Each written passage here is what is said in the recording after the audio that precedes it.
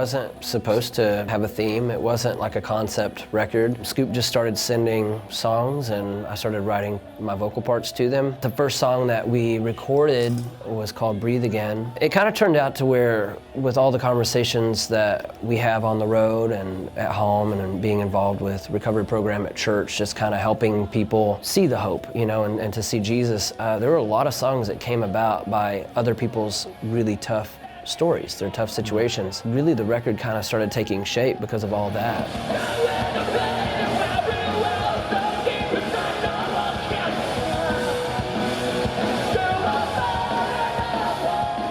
You know, I made a deal with God that I was going to get out of the way and not screw up the songs. I tried to write lyrically about whatever God put on my heart. And it was really cool because each song, like, sure, there's certain ideas that get spawned because of the music and it moving you emotionally. And then all these lyrics kind of just fell into place. I think everything kind of plays off of each other, like all the rhythmic patterns and vocal cadence. I think it just turned out kind of really cool. I don't even think that there was really much thought into it as far as like, we didn't set out specifically to do a certain type of record. We didn't even know what the name of Breathe Again was going to be when we were driving down to Columbia, Tennessee to film the music video. I was literally sitting in the front seat and I looked over at Matt. I was like, so what do you want to call the song? And What's the name? I'm like, he thought about it and like, Breathe Again, like, great, done, you know, and that was it. So like, it just kind of, like, I think that the record was really one of those records that, you know, as Matt said, like, he got out of the way and it just was what it was.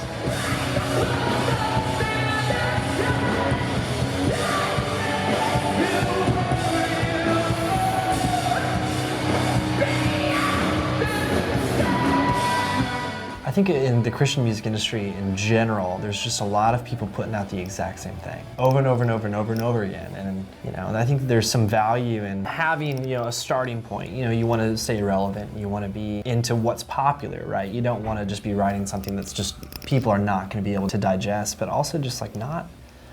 There is something to be said about being yourself. And if you're writing what everyone else is writing, and it's just like, well, where's the musicianship in that? Where's the honesty in doing something that's just the same thing? When people are like, how do you go about writing a song or whatever? I mean, so much of it is I have to look at everything from a spiritual standpoint. I was like, look, what ideas has God put in my heart? You know, and then how do I get that out of my heart and into my hands to the guitar or the vocals, the melodies, the lyrics? How do I make it not sound dumb? What I'm trying to say, you know, and in the end, it's all from God and what He's trying to communicate through us. We could not release the same record we had already done. That was one thing that we were intentional about when it came to songwriting. It's like, let's don't do what we've already done before. And the cool thing is, with having Scoop involved and with Isaiah on drums, it already took a different shape musically. And so in the end, it was just a really good combination.